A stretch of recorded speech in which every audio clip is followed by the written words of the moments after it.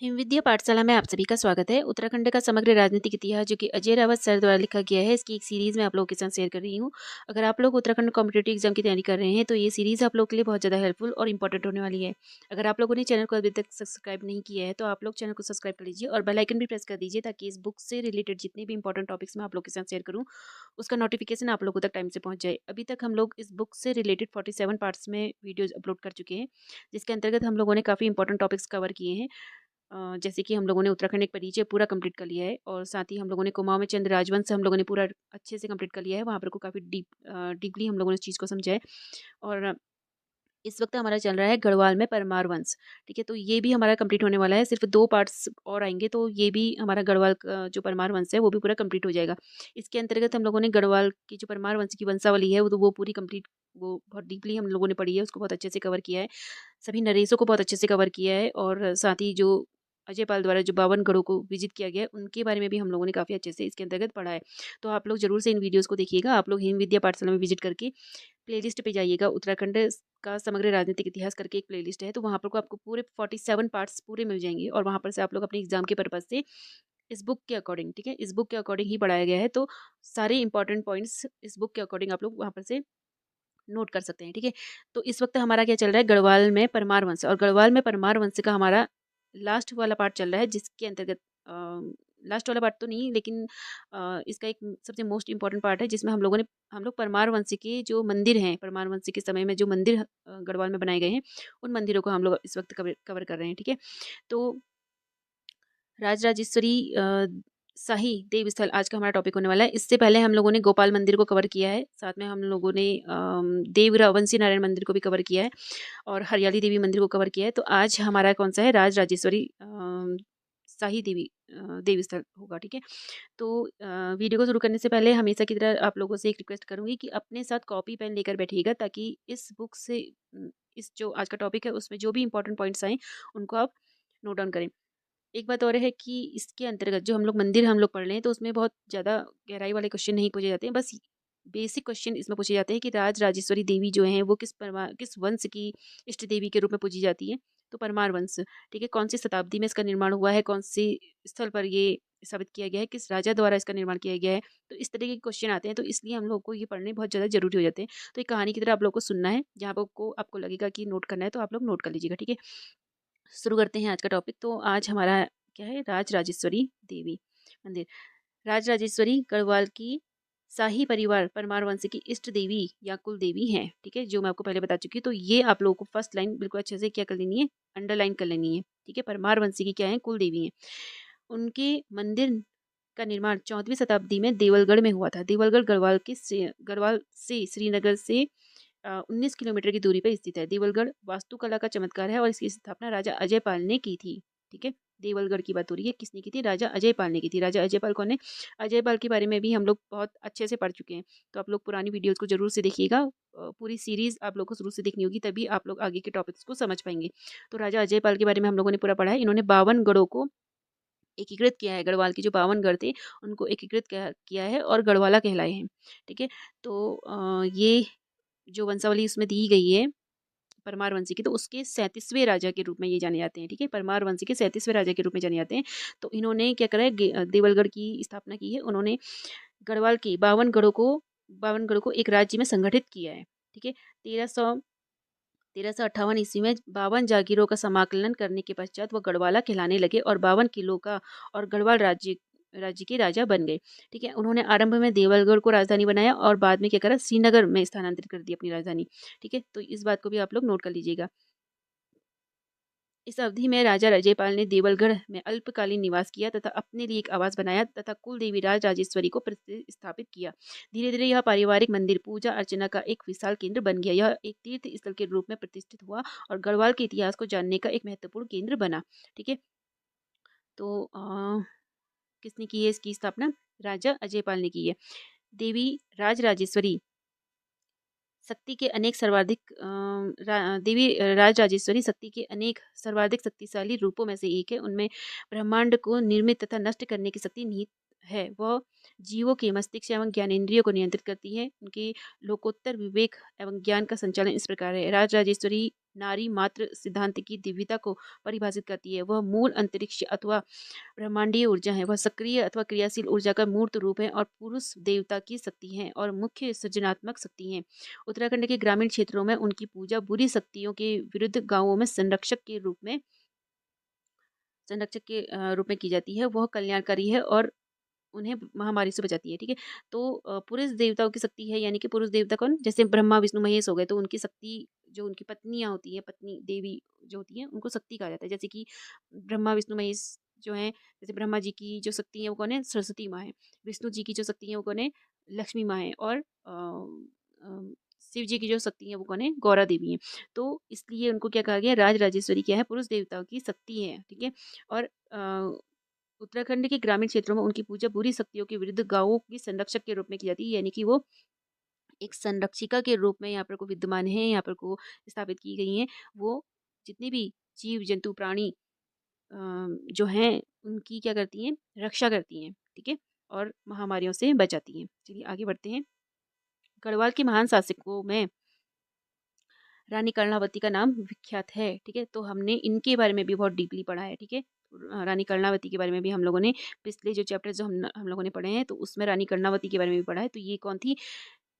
उत्तराखंड के इतिहास में इनको नागकटी रानी के रूप में जाना जाता है। नागकटी रानी का नाम इनको दिया गया था, किसके द्वारा? मुगलों के द्वारा दिया गया था। जब मुगलों के संग इनका युद्ध हुआ था, तो इन्होंने क्या करा था? इन्होंने मुगलों के जो सैनिक थे उनकी नाक कान काट दिए थे, तो इसीलिए वहां से इनको नाम दिया गया है नागकटी रानी। और ये बहुत ही वीर और साहसी अ, महिला शासक थी, गढ़वाल राजवंश की, ठीक है? तो ये किसकी संरक्षिका थी? पृथ्वीपति शाह की संरक्षिका थी, ठीक है? उनकी माँ थी ये। और जब पृथ्वीपति शाह गद्दी पर विराजमान हुए तो बहुत छोटे थे, तो इसलिए रानी कर्णावती जो थी वो क्या थी? उनकी संरक्षिका के रूप में सामने आई। और मुगलों को जब पता चला कि पृथ्वीपति शाह छोटे हैं और एक महिला उनकी क्या है? संरक्षिका है, तो उन्होंने आक्रमण कर दिया। लेकिन उनको पता नहीं था कि रानी कर्णावती हैं वो कितनी बहादुर और कितनी वीर हैं। तो इन्हीं इसीलिए उनका नाम आज भी लोक कथाओं में उनका नाम लिया जाता है, ठीक है? तो गढ़वाल के महान शासकों में रानी कर्णावती का नाम विख्यात है। उनके शासन के दौरान मुगल बादशाह शाहजहाँ के सेनानायक नजावत खान ने 1640 के आसपास गढ़वाल पर आक्रमण कर दिया। गढ़वाली वीरों ने मुगल सेना को पराजित किया। राजा फतेह शाह, ठीक है? तो जब मुगलों ने यहाँ पे आक्रमण किया था, तो जो रानी कर्णावती थी और उनके जो सैनिक थे उन्होंने उनको मार भगाया था, मुगलों को। उसी प्रकार जिस प्रकार मैंने आपको बताया कि नाक कान काट दिए गए थे, ठीक है? तो राजा फ़तेह शाह गढ़वाल के सबसे शक्तिशाली राजा थे, ठीक है? तो अब किसकी बात हो रही है? राजा फ़तेह शाह के बारे में बात हो रही है कि जो फ़तेह शाह थे, उन्होंने क्या किया है? रानी कर्णावती का नाम यहाँ पे इसलिए लिया गया क्योंकि इन्होंने भी राजराजेश्वरी देवी के लिए कुछ दान वगैरह यहाँ पे को किया था, ठीक है? मंदिर के लिए। तो और जो फ़तेह शाह थे इन्होंने भी भूमि दान वगैरह किया था, तो इसीलिए इनके बारे में यहाँ पे लिखा गया है कि फ़तेह शाह गढ़वाल के सबसे शक्तिशाली राजा थे, ठीक है? इनके बारे में भी हम बहुत डीपली पढ़ चुके हैं। जस्ट इससे पहले के 1-2 पार्ट पहले हम लोगों ने 47 पार्ट में आप लोग को 45 या 46 जो पार्ट है मेरा, उसमें आप लोगों को इनके बारे में मिल जाएगा। तो बहुत काफ़ी अच्छी-अच्छी बातें लिखी गई हैं। तो राजा फ़तेह शाह के जो हैं वो सबसे शक्तिशाली राजा थे, जिन्होंने अपने पूर्वाधिकारियों की तरह गढ़वाल की स्वतंत्रता को बरकरार रखा तथा मुगल बादशाहों को नजराना नहीं दिया, ठीक है? शिवाजी महान उनके प्रशंसक थे, ठीक है? और अपने दरबारी कवि भूषण को फ़तेह शाह के दरबार में भेजा था। तो शिवाजी महाराज कौन थे? मराठा साम्राज्य के संस्थापक थे। और ये भी क्या थे? फ़तेह शाह के काफ़ी प्रशंसक थे, बहुत पसंद करते थे फ़तेह शाह को। और जैसे मुगल दरबार में जैसे अकबर के दरबार में क्या थे? 9 रत्न थे, वैसे ही फ़तेह शाह के दरबार में 9 रत्न थे। और साथ ही इनके दरबार में राजकवि भी थे। प्रतिष्ठित और महान कवियों को इनके दरबार में देखा गया है। तो जो पिछली जो वीडियोज़ हैं उसके अंतर्गत हम लोगों ने फ़तेह शाह के बारे में पूरा पढ़ा है। तो उनके जो फ़तेह शाह के जो राजकवि थे, राज दरबार में जो राजकवि थे, उन्होंने फ़तेह शाह की वीरता का बहुत ज़्यादा बखान किया है, बहुत अच्छी-अच्छी पंक्तियाँ उनके बारे में लिखी हैं। तो ऐसे ही शिवाजी के जो राजकवि थे, कवि भूषण, तो वो भी कहाँ आए थे? फ़तेह शाह के दरबार में आए थे। ठीक है, किसने भेजे थे? शिवाजी ने भेजे थे उनके वहाँ पे को। और कवि भूषण ने भी फ़तेह शाह के बारे में कुछ अच्छी पंक्तियाँ लिखी हुई हैं। तो आप लोग इस पहले वाले चैप्टर को ज़रूर देखिएगा, जिसके अंतर्गत आप लोगों को फ़तेह शाह के बारे में बहुत अच्छी-अच्छी जानकारियाँ मिलेंगी। बहुत अच्छी-अच्छी पंक्तियाँ लिखी गई हैं उनके बारे में, ठीक है? तो आगे बढ़ते हैं। तो शिवाजी महान जो थे उनके प्रशंसक थे और अपने दरबारी कवि भूषण को भी फ़तेह शाह के दरबार में भेजा गया था। परमार वंश के राजवंश राजा फ़तेह शाह 1665 से 1715 इनका शासनकाल लिखा गया है 1665 से 1715 में। ठीक है, तो राजा फतेह शाह ने देवस्थल को 1700 ईस्वी में देवप्रयाग को दोबारा बनाया। ठीक है, इस जो राजराजेश्वरी देवी है उसका पुनर्निर्माण इन्होंने करवाया। इनकी इसके अनुरक्षण हेतु पुरोहितों को भूमि दान में दी। ठीक है, संवत 1757 या 1700 ईस्वी का एक ताम्रपत्र है जो शाही खानदान के सदस्य ठाकुर सूरवीर सिंह के वंश में संग्रहित है। ठीक है, जो ये ताम्रपत्र की बात की जा रही है संवत 1757 या फिर 1700 ईस्वी वाला जो ताम्रपत्र है, ये पहले की वीडियो में हम पढ़ चुके हैं। इसको डिटेल में हम लोग पढ़ चुके हैं, तो इसीलिए मैं आपसे बार बार कह रही हूँ कि उस वीडियो को जरूर देखिएगा। ठीक है, तो ताम्रपत्र में भूमि दान के बारे में और जो भोग वगैरह वहाँ पे लगता है उसके बारे में बहुत अच्छा दिया गया है, तो आप लोग उन सभी को देखिएगा। और ठाकुर सूरवीर सिंह जी के बारे में मैंने एक शॉर्ट वीडियो जस्ट कल ही मैंने अपलोड की है, तो आप लोग इनको भी देखिएगा। इनके बारे में मैंने वहाँ पे को एक छोटी सी इन्फॉर्मेशन दी है। तो ठाकुर सूरवीर सिंह जो कौन थे, टिहरी रियासत के राज परिवार से इनका संबंध था और अपने जितने भी परिवार वंश के थे ठाकुर सूरवीर सिंह पंवार। ठीक है, तो ये अपने जितने भी पूर्वज थे उन सभी पूर्वजों के समय के जितने भी प्राचीन ग्रंथ पांडुलिपियां हैं उनको संग्रहित किया इन्होंने। ठीक है, तो उसके बाद इन्होंने एक संग्रहालय का निर्माण किया पुराना दरबार से। एक पुराना दरबार तो पहले था, जब टिहरी में प्रलय नहीं आया था तो तब था। जब टिहरी में प्रलय आ गया था तो पानी की वजह से पानी के अंदर चला गया, वो सब पानी के अंदर समा गया पुराना दरबार, पुरानी टिहरी। तो फिर बाद में जब नई टिहरी बनी तो एक और संग्रहालय का निर्माण किया गया जिसका नाम रखा गया ठाकुर सूरवीर सिंह जी की मतलब संग्रहालय पुराना दरबार करके एक बनाया गया। तो वहाँ पर कुछ सारी ताम्र पत्र पांडुलिपि वहाँ पर संग्रहित है। तो जो ताम्रपत्र है यहाँ पर को दिया गया है वो कहाँ पर को है कह रहे हैं ठाकुर सूरवीर सिंह जी के संग्रहालय में अभी तक है। यह ताम्रपत्र फतेह शाह द्वारा देवस्थल के पुनर्निर्माण की पुष्टि करता है। यह ताम्रपत्र राजा फतेह शाह द्वारा पुरोहितों को भूमि अनुदान के रूप में मंदिर के अनुरक्षण एवं तीर्थ यात्रियों की भोजन व्यवस्था के लिए दिया गया था। ठीक है, तो इसके बारे में आप पीछे पढ़ चुके हैं, आप लोग जरूर से देखिएगा वो वीडियो में। इस वाली वीडियो में पुरानी वीडियोस का लिंक आप लोगों को दे दूंगी। आगे बढ़ते हैं, आगे क्या लिखा है 1706 ईस्वी का राजा फतेह शाह का एक अन्य ताम्रपत्र है। ठीक है, एक 1706 वाला ताम्रपत्र की बात की गई है। यह नई भूमि अनुदान का उल्लेख करता है जो धर्मशाला के अनुरक्षण अनुरक्षण तथा तीर्थ यात्रियों के रहने एवं भोजन व्यवस्था के लिए दिया गया था। गढ़वाल के राजा फतेह शाह का 1710 ईस्वी का अन्य महत्वपूर्ण लेख है। फतेह शाह चित्रकारी एवं संगीत के महान संवर्धक थे। रत्न कवि तथा सुखदेव मिश्रा जैसे कवियों ने फतेह शाह की महिमा की प्रशंसा तथा गुणगान किया है। तो ये जो नाम है कवि रत्न और सुखदेव मिश्रा, ये फतेह शाह के दरबारी राजकवि थे। ठीक है, तो ये नाम आप लोग को याद रखने। क्वेश्चन आ सकता है कि फतेह शाह के जो राजकवि थे उनका नाम क्या है, या फिर रत्न कवि और सुखदेव मिश्रा किसके दरबार में राजकवि थे। ठीक है, तो फतेह शाह के दरबार में राजकवि थे। तो इनको आप जरूर से नोट कर लीजिएगा, ये मोस्ट इंपॉर्टेंट एक पॉइंट है आपका। तो इन्होंने क्या किया है, फतेह शाह की महिमा की प्रशंसा और गुणगान किया है। तो पिछली वीडियो आप लोग को जरूर देखनी है जहाँ पर को आप लोग इनकी द्वारा लिखी हुई कविताएं, इनकी द्वारा लिखी हुई जो पंक्तियां हैं फतेह शाह के बारे में वो आप लोग को मिलेंगी। शिवाजी के दरबार में कवि भूषण ने भी राजा फतेह शाह के गुणों की भूरी भूरी प्रशंसा की है, और ये भी पीछे मेंशन है। ठीक है, राजराजेश्वरी राजराजेश्वरी श्री चक्र या श्री यंत्र की अधिष्ठाता देवी भी हैं। ठीक है, देवलगढ़ में राजराजेश्वरी को पारिवारिक देवी के रूप में प्रारंभ करने के साथ चांदपुर गढ़ी से एक यंत्र लाया गया, यहाँ प्रस्थापित किया गया। ठीक है, तो कहाँ से लाया गया था ये यंत्र, चांदपुर गढ़ी से लाया गया था। यह ब्रह्मांड की सभी ऊर्जा को संक्षिप्त तथा सारांशित करती है और श्री यंत्र या श्री चक्र पूजा अर्चना का अंतरंग भाग है। यह यंत्र गेहूं आरेख का एक रूप है। गेहूं आरेख क्या होता है, एक रहस्यमय तरीके से उसमें कुछ भाव या फिर कुछ अर्थ उसके अंदर छुपा हुआ होता है। रेखाओं को खींचकर बिंदुओं को मिलाकर उसका निर्माण किया जाता है। तो उसके अंतर्गत एक मतलब गुप्त रूप से छुपा हुआ एक संदेश होता है, एक अर्थ होता है, एक सार होता है। तो उसकी बात की गई है, उसे गेहूं गुड़ आरेख कहा जाता है। ठीक है, यह नौ अंतः किलित त्रिभुजों से बना है जो केंद्रीय बिंदुओं को घेरती है। ठीक है, आप लोगों ने देखा होगा जितने भी देवी देवताओं के यंत्र वगैरह आप लोगों ने देखे होंगे, पूजा प्रतिष्ठान वगैरह में ये प्रयोग किए जाते हैं। 9 त्रिभुज माप तथा आकार से भिन्न भिन्न होते हैं और जो प्रतिच्छेदित करने पर 43 छोटे त्रिभुज बनाते हैं। वे एक साथ ब्रह्मांड की समग्रता का प्रतिनिधित्व करते हैं। 9 त्रिभुजों के कारण श्रीयंत्र का दूसरा नाम नव चक्र है। ठीक है, जो राजराजेश्वरी जी के दरबार में है वो क्या है, नवचक्र है। संस्कृत में यंत्र का अर्थ है औजार या उपकरण। श्री यंत्र एक जटिल पवित्र ज्यामिति माध्यम है जिसका प्रयोग पूजा शक्ति एवं मंदिर के चिंतन मनन के लिए किया जाता है। यह देवी पूजा का सर्वोच्च रूप है। यह देवी पूजा का सर्वोच्च रूप है। देवी पूजा हेतु यंत्र का मूल उपनिषदों में उद्गृत है तथा प्राचीन काल से आध्यात्मिक विकास हेतु शुभ एवं लाभदायक माना जाता है। श्री यंत्र की पूजा हिंदू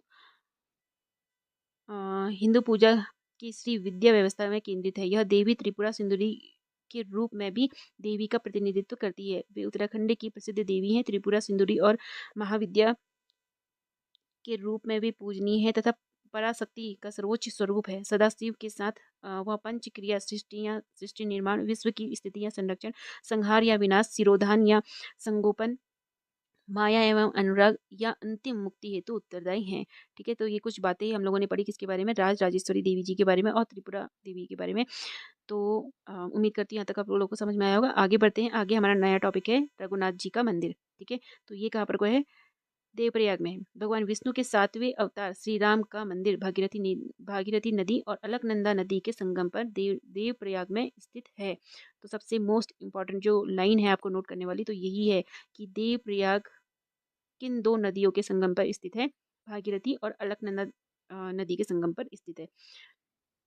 या फिर ये भी क्वेश्चन आ सकता है कि भागीरथी नदी और अलकनंदा का संगम जहाँ पर को होता है उस स्थान को किस नाम से जाना जाता है, देवप्रयाग नाम से जाना जाता है। तो आप लोगों को ये याद रखना है।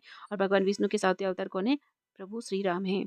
ठीक है, भागीरथी नदी कहाँ से निकलती है, ये गंगोत्री ग्लेशियर गौमुख से निकलती है। और अलकनंदा कहाँ से निकलती है, ये संतोपन ग्लेशियर से निकलती है। तो ये भी आप लोगों को नोट करना है।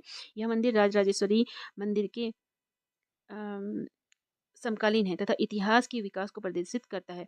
इसे भी राजा अजयपाल द्वारा निर्मित किया गया है। ठीक है, जो रघुनाथ मंदिर है देवप्रयाग में वो भी अजयपाल द्वारा बनाया गया है और जो राजराजेश्वरी जो मंदिर है वो भी अजयपाल द्वारा इसका निर्माण किया गया है। मंदिर के सामने दीवार पर एक उत्कीर्ण या नक्काशी है जिसमें उन्हें कमल मुद्रा में चित्रित किया गया है। तस्वीर में उन्हें पगड़ी तथा कुंडल पहने चित्रित किया गया है। ठीक है, आगे बढ़ते हैं। कुछ अक्षरों का 1973 तक कूट वाचन किया जा सकता है, बाद में वे अक्षर मिट गए। ये अक्षर इस प्रकार थे जैसे कि अजयपाल को धर्मपायु भंडारी करो कु। परमार वंश के राजवंश राजा सहजपाल 1608 विक्रमी या फिर 1551 ईस्वी। ठीक है, तो ये इनका शासन काल बताया गया है। ने मंदिर में कुछ जोड़ा, किसने, राजा सहजपाल ने। तो राजा सहजपाल कौन थे, राजा सहजपाल 44वें राजा थे, यानी कि अजयपाल के बहुत बाद ये आए थे। और इन्होंने 44वें नहीं 42वें राजा थे। सहजपाल जो थे वो 42वें राजा थे और इन्होंने 36 वर्षों तक शासन किया था। तो इन्होंने कुछ चढ़ाया था, वो क्या था, एक घंटी थी। ठीक है, तो सहजपाल का जो शासनकाल है वो यहाँ पे लिखा गया है। तो इन्होंने कुछ जोड़ा था, अपने कार्य को अविस्मरणीय बनाने हेतु उन्होंने एक घंटी चढ़ाई थी। ठीक है, राजा सहजपाल ने गढ़वाल में 1548 ईस्वी से लेकर 1575 ईस्वी तक शासन किया था। तो ये भी आप लोग को नोट कर लेना है। ठीक है, क्वेश्चन में आ सकता है।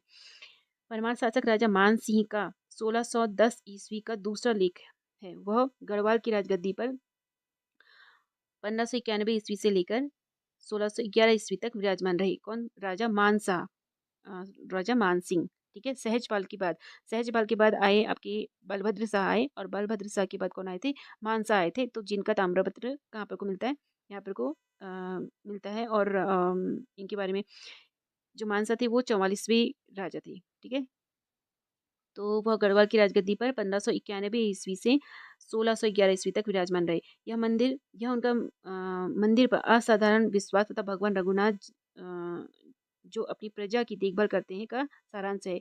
यह लेख मेरी पुस्तक गढ़वाल का परमार वंश में उद्धृत है। रघुनाथ रघुनाथ मंदिर का परमार वंश के साथ साहचर्य की पुष्टि इस तथ्य से की जा सकती है कि गढ़वाल के राजा पृथ्वीपति शाह का 1664 ईस्वी का एक लेख दक्षिणी दरवाजे पे मिला है और उन्हीं का उसी साल का एक लेख पश्चिमी दरवाजे पर अंकित है। ठीक है, राजा पृथ्वीपति शाह एक शक्तिशाली शासक थे जिन्होंने गढ़वाल पर 1631 ईस्वी से लेकर 1665 ईस्वी तक शासन किया। ठीक है, जब वे राजगद्दी पर आरोहित हुए तो उनकी आयु केवल 7 वर्ष की थी और उनकी माता कर्णावती ने उनकी और राज्य की देखभाल की। ठीक है, इस बारे में हम लोग आगे भी बात कर चुके हैं। तो रानी कर्णावती कौन थी, पृथ्वीपति शाह की संरक्षिका थी। देवप्रयाग देवप्रयाग में मुख्यतः अयोध्या के राजकुमार और रामायण के नायक श्री राम हैं। ठीक है, देवप्रयाग के जो मुख्य देवता हैं, तो वहाँ पर के जो भगवान हैं, देवता हैं, वो कौन है? श्री राम है। भगवान विष्णु ने रावण राक्षस राजा रावण का के अत्याचार एवं उत्पीड़न से संसार को मुक्ति दिलाने हेतु इस रूप का अवतार लिया था। सामान्यतः राम को सांवले रंग में अधिकांशतः धनुष बाण धारण किए हुए चित्रित किया जाता है, जो बुराई या नाश करने की उनकी तत्परता को दर्शाता है। ठीक है, भगवान श्री राम के बारे में हम सभी बचपन से जानते हैं, क्योंकि हम लोगों ने बचपन में दूरदर्शन में आने वाले एक सीरियल को हमने देखा है, जो कि क्या था, रामायण था, और उसके अंतर्गत भगवान श्री राम की एक बहुत ही अच्छी छवि हमारे सामने रखी गई है। तो आप लोग बहुत अच्छे से परिचित हैं। तो बुराई का नाश करने की उनकी तत्परता को दर्शाता है। वह हिंदू धर्म के प्रसिद्ध भगवानों में से एक है और विश्वसनीय पत्नी सीता द्वारा जिनकी परिचर्या की जाती है, जिनके पवित्रता की सार विश्वसनीय पत्नी सीता द्वारा तथा 3 निष्ठावान भ्राताओं भरत, लक्ष्मण और शत्रुघ्न एवं मित्र, सहायक तथा अनुयायी हनुमान द्वारा परिचर्या की जाती है। ठीक है, लिए अपने भक्तों के लिए राम आदर्श व्यक्ति पुरुषोत्तम के गुणों को धारण करते हैं और नैतिक मर्यादा को पूरा करते हैं, जो अनुकरणीय है। उनकी विशुद्धता एवं धर्मनिष्ठा भक्ति की भावना को प्रेरित करती है। प्रेम जगाती है कि उन्हें पूर्णता के स्तर में उन्नत या प्रतिष्ठित करती है। वह विश्वासी, भद्र पति, कठिनाइयों और चुनौतियों के समय बहादुर नेता, यथोचित तथा कल्याणकारी राजा के आदर्शों का एक साथ संयोजन करते हैं। अपने पिता के वचनों को पूरा करने के लिए उन्होंने राजगद्दी के वास्तविक अधिकार को त्याग दिया और वनवास में जाना स्वीकार किया। राम एक समर्पित श्रेष्ठ मित्र थे तथा अपने साथियों को उचित प्रेम, आदर और स्नेह देते थे। उनके पद या स्तर ने उनके साथ संबंधों में रुकावट पैदा नहीं की। उनका उनका अपने शत्रु के साथ विशिष्ट आदर भाव था तथा क्षमा भावना के साथ उनसे कुलीन व्यवहार करते थे। एक बार रावण ने एक सुख और सरन नामक 2 गुप्तचरों को भगवान राम की वानर सेना में जो शिविर था उसमें जासूसी के लिए भेजा। वानरों के भेष में वे उनसे घुल मिल गए। विभीषण ने उनकी चालबाजी, धोखाधड़ी को देख लिया और भगवान राम के पास ले गए। भगवान राम ने उनको क्या किया, उनके उद्देश्य की जांच पड़ताल की और शिविर में गतिविधि जानने के लिए जानबूझकर उनके साथ एक बंदर भेजा। गुप्तचरों को जब ये सूचना जब गुप्तचरों को सब सूचनाएं जो उनको चाहिए थी दे दी। उन्हें अपनी शक्ति तथा कमजोरी भी बताई। तदुपरांत गुप्तचरों के माध्यम से एक संदेश भेजा कि अगले दिन सूर्योदय होने पर वह अपनी सेना के साथ लंका पर धावा बोलेंगे तथा रावण को घातक आक्रमण कर सामना करने हेतु अच्छी तरह तैयार होना चाहिए। गुप्तचर राम के चमत्कारी व्यक्तित्व, नेतृत्व गुण, चरित्र बल से अत्यंत प्रभावित हुए। उन्हें यकीन हो गया कि लंका की सेना साहसी राजा की शक्ति के सामने घुटने टेक देगी। राम का दिलेर तथा उदार व्यवहार मित्र या शत्रु के साथ एक समान था। रणभूमि में उनकी उदारता से रावण को आशीर्वाद मिला। रावण की मृत्यु पर जब युद्ध समाप्त हुआ तो सीता को उनके चंगुल से छुड़ा लिया गया। तब राम को अयोध्या के राजा के रूप में प्रतिस्थापित किया गया। ठीक है, राजा के रूप में उनका शासन आध्यात्मिक था और राम राज्य कहलाता था। वाल्मीकि ने अपने महान ग्रंथ रामायण में वर्णन किया है कि प्रत्येक व्यक्ति प्रसन्न था। लोग दुश्मनी एवं ईर्ष्या की भावना से अनभिज्ञ थे। समाज में धूर्त व्यक्ति नहीं थे, क्योंकि नीति परायणता एवं धर्म परायणता लोगों का धर्म था। उस समय प्राकृतिक आपदाएं नहीं होती थी, क्योंकि लोग प्राकृतिक स्रोतों का अति दोहन नहीं करते थे तथा वहनीयता तथा पोषणीयता विकास के आधार थे। ठीक है, आगे बढ़ते हैं। भगवान राम का इस पृथ्वी पर अवतार का उद्देश्य यह दर्शाना था कि मानव एक ऐहिक संसार में रहते हुए तथा अपने कर्तव्य पालन करते हुए नैतिकता, बौद्धिकता, आध्यात्मिकता और भौतिकता के क्रम विकास में सर्वोच्च स्तर प्राप्त कर सकता है। ठीक है, तो ये भगवान श्री राम जी के बारे में हम लोगों ने पढ़ा और उम्मीद करती हूँ ये आप लोगों को समझ में आ गया होगा। आगे बढ़ते हैं, हमारा एक आज का जो लास्ट टॉपिक है, दिव्य सीम। ठीक है, दिव्य सीम भक्तगण दिव्य सिम यानी कि दिव्य सिम क्या है, 108 मंदिर का समूह है। ठीक है, इसको पहले पढ़ लेते हैं, फिर मैं आप लोगों को इसके बारे में बताऊंगी। भक्तगण दिव्य सिम यानी कि 108 मंदिर विष्णु मंदिर के समान आदर से देवप्रयाग के रघुनाथ मंदिर का दर्शन करते हैं। ठीक है, तो ये कहाँ पर को स्थित है, देवप्रयाग में ही स्थित है एक मंदिर। तो कहाँ पर को है, देवप्रयाग में रघुनाथ मंदिर। के पास ही है, ठीक है। तो ये दिव्य सिम है क्या, हम पहले जान लेते हैं कि हिंदू धर्म के जो वैष्णव संप्रदाय है, जिसे श्री वैष्णव वैष्णववाद भी कहा जाता है, ठीक है। तो हिंदू धर्म के वैष्णव संप्रदाय में बेहद पवित्र माने जाने वाले 108 विष्णु मंदिरों का एक समूह है, ठीक है। दिव्य सीम कहा जाता है उसको। ये देवालय अलवर के संतों के दिव्य देशम या वैष्णव दिव्य देशम में वर्णित है। तो जो अलवर के जो संत हैं, अलवर के संत कौन है, ये तमिलनाडु के एक संत हैं अलवर। इनकी जो संख्या है वो 12 संख्या है, तो ठीक है। तो इनके द्वारा एक रचना की गई है, तो उसको दिव्य देशम कहा जाता है, ठीक है। दिव्य देशम या वैष्णव दिव्य देशम में वर्णित है, ठीक है। इस देवालय के बारे में लिखा गया है वहाँ पर को। दिव्य का अर्थ है दैवीय और देशम का अर्थ है जहाँ पर भगवान का घर या मंदिर हो।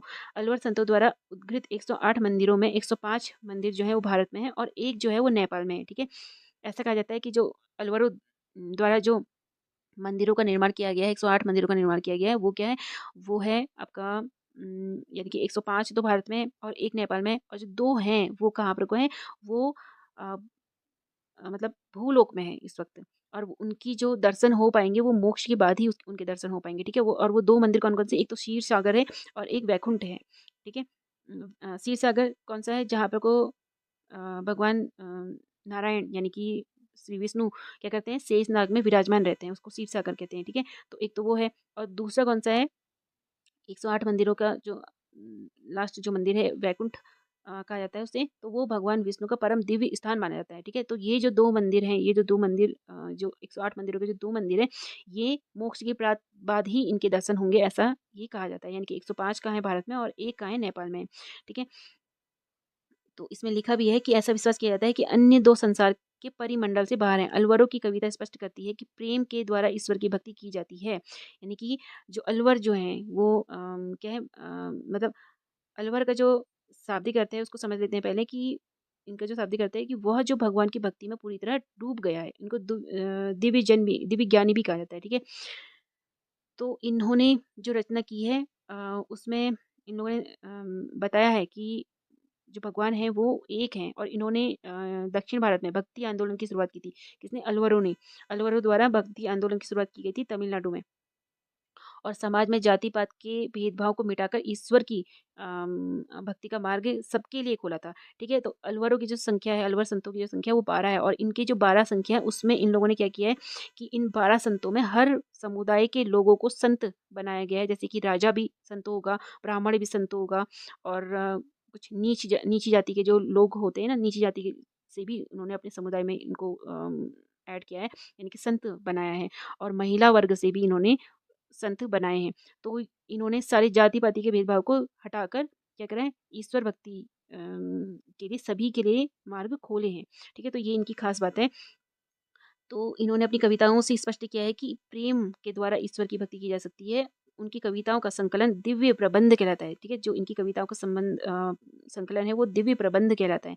अलवर संतजन ईश्वर के अनगिनत गुणों गुणों के समुद्र जो अलवर संतजन हैं, ईश्वर के अनगिनत गुणों के समुद्र में अपने आप को गहराई में डुबोते हैं। उनकी भक्ति गीतों में तमिलनाडु में महत्वपूर्ण भूमिका निभाई गई है। ठीक है? तो ये किसके बारे में पढ़ा हम लोगों ने? दिव्य देशम के बारे में पढ़ा। तो ये कुछ बातें थी जो आप लोगों को पता होनी चाहिए। तो उम्मीद करती हूँ आप लोग को आज का ये टॉपिक पसंद आया होगा। काफ़ी कुछ आप लोगों ने यहाँ से नोट किया होगा, समझे होंगे। तो वीडियो को लास्ट तक देखने के लिए आप लोगों का बहुत-बहुत धन्यवाद, और वीडियो अगर पसंद आई तो अपने दोस्तों के संग ज़रूर शेयर कीजिएगा, और लाइक ज़रूर कीजिएगा। मिलते हैं नेक्स्ट वीडियो में। आज के लिए बस इतना ही। धन्यवाद।